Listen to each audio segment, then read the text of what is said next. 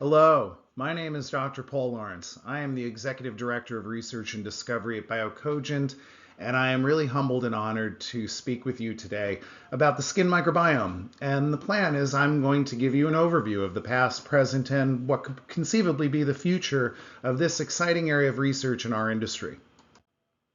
So I'm sure you have heard a lot of different terms: microbiome, microbiota, prebiotic, probiotic, postbiotic, metagenomics, biodiversity. There are a lot of terms that are out there. Sometimes they're used appropriately, sometimes not, and I hope to sort them out for you. And if I don't, feel free to ask me a question. I'll try to help you understand them better. So what is the microbiome? This term was first coined by Dr. Joshua Lederberg back in 2001. Seems like it was yesterday. But what we are talking about here is the sum total genetic content that all the microbes that inhabit our body bring to the table as far as functional diversity and activity. And this is a rich and diverse group of organisms. We're talking bacteria, viruses, protists, fungi, even archaea are found on our skin. But when we contemplate the microbiome of the skin, one of the important things to take into account is the biogeography. Our skin has a variety of different landscapes that are quite different from each other. So where you sample and how you sample the skin, you are likely to detect different types of microbes. And generally speaking, the skin has dry areas, moist areas, and sebaceous or oily areas. And again, different microbes like different areas. So let's start with the past. In the past, we're talking the early 1970s, the majority of the research done on the microbiome and the limit of our scope was what we could culture off of the skin. And what we mean by that is if we were to take samples, could we grow them in certain types of nutritive media? And there certainly were some, and the data from this era is still valid, but it was very limited in scope because the majority of microbes on the skin can't be cultured in a laboratory. There's certain ones that we're pretty good at doing, but the majority of them cannot be grown. Now, a natural question that you might ask is, okay, well, which ones couldn't be picked up by this measure? The biggest one is the viruses. Viruses are not truly alive in the sense of the other microbes that we talk about here. So growth conditions would mean nothing to them. The archaea are also environmental extremophiles, so growing them up in a lab can be quite a chore. And then there are certainly some protists and fungi that also cannot be grown in the lab. So now this brings us to the present, and things have been booming since the advent of what we call culture-independent modes of characterizing the skin microbiome. And this revolution has come from DNA sequencing techniques, first beginning in the late 70s, early 80s with 16S ribosomal RNA sequencing, onto ITS2 gene sequencing, and then finally the renaissance we're experiencing with metagenomic sequencing. Now, the early 16S approach is generally limited to seeing the diversity of bacteria that is present. You can also sometimes pick up archaea by this approach. When it came to wanting to understand the fungi that are present, the ITS2 gene sequencing helped identify them better. But the metagenomic sequencing is where things have really been a game changer. They can pick up all of the microorganisms on the skin, regardless of their growth and their numbers. They can pick up minute populations, and we're talking the bacteria, the viruses, the fungi, the archaea, the protists, you name it, we can find it by metagenomic sequencing. So the outcomes of this breakthrough, of this culture-independent approach, are still being felt. And honestly, if you look at this broadly, not just as the skin microbiome, but broadly to the whole human body, almost every day there is a new scientific publication that talks about something new they found about microbes inhabiting our body. They have been found in the gut, in the lungs, in the skin, brain, blood, and even cancer tissue. They have found unique microbial populations in tumors. And this information has led to newer approaches to trying to counter cancer through addressing the microbiome that is associated with tumor tissue. Really quite fascinating. So let's talk about the biggest group of microbes that we've identified on the skin. By far, the bacteria, the traditional bacteria, outnumber all the others. And when we're talking about the estimates of how many are potentially present, it could be as many as 1,000 different species. They are prokaryotic cells, which means they are very primitive cells in the scheme of evolution of life. They do not have the specialization and the compartmentalization that the cells that make up you and me, that make up multicellular life, have. They do not have a true nuclei. They do not have internal compartments. They're generally much smaller and, like I said, much more primitive. It's a natural human instinct, it seems, to want to categorize everything in notions of morality, like good and bad actors on the skin. Unfortunately, there are very few bacteria that allow us to do this. They are far more complicated than good and bad. Normally, though, when we're talking about the bacterial players on the skin, and they get all the conversation because they are the largest in number, normally we talk about them, if you consider like the classification scheme of life, we talk about them often at the phylum level. So you hear about these 4 broad categories of bacteria that are on the skin. And by far the biggest one are the actinobacteria. They make up anywhere from like 35 to 50% of the organisms that are on the skin. They are gram-positives. They include Cutibacteria, Corynebacterium, and Micrococcus. Then there are the Firmicutes. They're the next largest group, also gram-positive. Firmicutes literally means tough skin. And that makes sense because gram-positive organisms have very thick, tough cell walls. And included in this group are Staphylococcus and Streptococcus. Going down to the third most abundant group, we have the Proteobacteria. In contrast to the other two, these are gram-negatives. They can include Acinetobacter, Pseudomonas, and our friend E. coli, Escherichia. And then the smallest group of bacteria tend to be the Bacteroidetes. They're also gram-negative and include Prevotella, Peripheromonas, and Chryseobacterium. If we were to look at all of these bacterial players, the 2 most abundant species are Staphylococcus epidermidis and Cutibacterium acne. Staphylococcus epidermidis is, generally speaking, the most abundant bacteria species that you will find on the skin. It likes most of the habitats on the skin. It really loves moist regions the best, though you can find it sometimes in some dry areas, sometimes in the oily, sebaceous areas.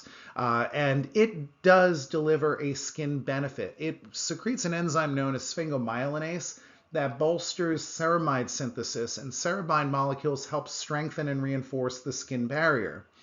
Cutibacterium acne, as the name suggests, has been implicated in the development of acne vulgaris as a skin condition, but it also produces lipases that break down lipids to produce fatty acids, which acidifies the skin, what we call the acid mantle. And that acidification helps keep some pathogenic invaders out. So it's doing something good too. Other species that you're likely to see on the skin include Micrococcus luteus, Staphylococcus aureus, aureus being one of the few bacteria that does fit that bad actor category. It's been implicated in a variety of skin conditions, most commonly discussed with atopic dermatitis. And then Pseudomonas aeruginosa, which is known to interfere with wound healing, but there's a lot of species that are present. So let's talk about the fungi. The microbiome. They are heavily studied in the context of the scalp and scalp health. These are eukaryotic cells, meaning they are the same type of cell like the ones that make up you and me in multicellular life. They have a nuclei, they have compartmentalization. It also makes them more difficult to counter without harming our skin cells. And by far, the biggest of the fungal players are the Malassezia species, whose name comes from the scientist who discovered Malassezia back in 1874, going way back. There, generally speaking, are about 4 dominant species of Malassezia that you can find on the skin. And it seems to be that skin conditions associated with Malassezia crop up when the balance of which one of these species is the dominant one is disrupted. And some of these conditions include dandruff and seborrheic dermatitis. And in addition to Staph aureus, they also seem to sometimes contribute to the development of atopic dermatitis. And no matter where you sample on the human skin biogeography, moist, dry, sebaceous, you are going to find Malassezia species. They are dominant in almost every region except for the feet. The feet tend to be the most diverse region of the skin as far as different groups of microbes and different types of species. You will also find, though, some other fungal players, Candida albicans, a variety of dermatophytes, and Rhodotorula species. Rhodotorula was recently described in the past few years as an emerging skin pathogen. And then there's the archaea. These organisms are very unusual. They are prokaryotes like the bacteria, but they are very distinctly different. They're their own domain of life. But they are at the same time still primitive. They don't have that compartmentalization that the cells that make up you and me have. And what really distinguishes them is these are, generally speaking, most often environmental extremophiles. They are found in the most inhospitable habitats, boiling hot water, ice core samples from Antarctica, acid baths, salt flats. Everywhere where we thought life could not survive, they seem to be thriving. And one of the outcroppings of this is they've expanded our search for extraterrestrial life in the universe, because now we know there's a lot more places where life could potentially be. And wow, wow, wow, they're also found on the skin. This inset picture shows the fluorescence detection of some archaea in skin samples. This was one of the first papers to affirmatively establish that there are archaea on the skin, also formerly known as the archaebacteria. These organisms really like dry, low lipid regions, so they're not going to be competing for space with Cutibacterium acne and unlikely to compete with Staphylococcus epidermidis. Of the groups of archaea that have been identified on the skin, Thalmarchaeota is by far the biggest group, with lesser representation with Euryarchaeota. And this inset image is the fluorescence detection, like I said, of these organisms on the skin. Here, a genetic probe specific for the archaea is picking them up in skin swab samples in that green fluorescence there. And traditional bacteria is being seen with the red fluorescence. The DAPI stain is just a generalized fluorescence stain that binds to the nuclei of cells. So what is their contribution? They seem to universally be ammonia oxidizers, which has some skin benefits. Our sweat contains ammonia, and that ammonia contributes to skin irritation as well as to body odor. So the fact that they're oxidizing the ammonia in sweat means that they're countering body odor, and they're also reducing the irritation, and that also reduces the pH of the skin, contributing to that acid mantle to keep pathogens out. So that could be one of their contributions. They also seem to have an age component. Generally speaking, it's easier to pick up archaea on the skin if you're 12 and younger or 60 and older. For some reason, in those intervening years, archaea drop to just barely detectable levels, which is why we probably had not noticed them before, on the skin anyway. And there also seems to be a gender component. They seem to be more prevalent and easier to detect on females as opposed to males. There also might be a vitamin B12 component here as well. Of the Thalmarchaeota that have been well characterized, the majority of them seem to be able to synthesize vitamin B12. Vitamin B12 can be very good for the skin, boosting collagen formation, so that could be another thing that might be contributing to their benefits to the skin. Now let's talk about the viruses. Like I said, they are not truly alive. They are considered acellular. They don't replicate the way cellular life does. But there's a lot of them. We have detected a variety of different groups on the skin, bacteriophage being the biggest one. These ones are the ones that look like this lunar lander module, and they are found to be about 70% of the viruses that are present on the skin.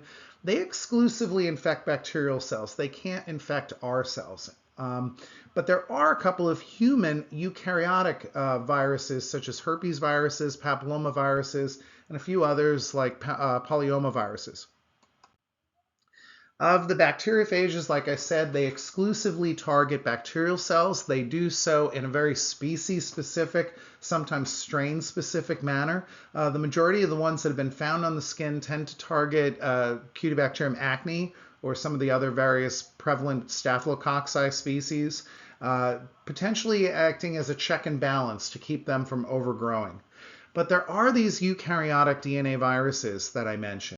Eukaryotic meaning they can infect our cells, and DNA meaning that is the core of their genetic component. Viruses are the only group of microbe that can potentially have RNA as the basis of their genetic material.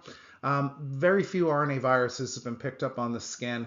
We don't know if that's very real or if that's an artifact of a sequencing bias with modern sequencing techniques.